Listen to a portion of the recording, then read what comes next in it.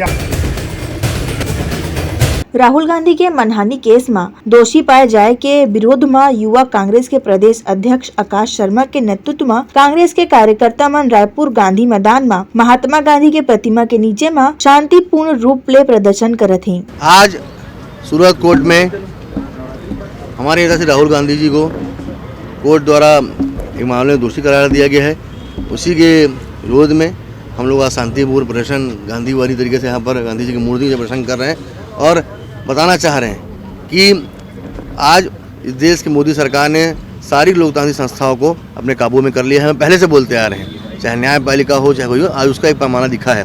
कैसे बार बार एक ही मामले में जज बदले जा रहे थे, कैसे झूठे मामले में फंसा के एफआईआर किया जाता है, कैसे झूठे दलील पेश करके हमारे नेता राहुल गांधी जी को।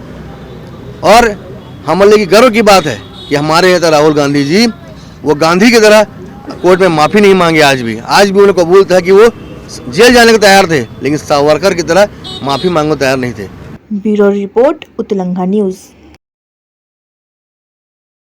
सोर संदेश द बज़ उतलंगा के खबर चारों मुड़ा है नजर। छत्तीसगढ़ी और अंग्रेजी भाषा में खबर पर रहो बेसबर।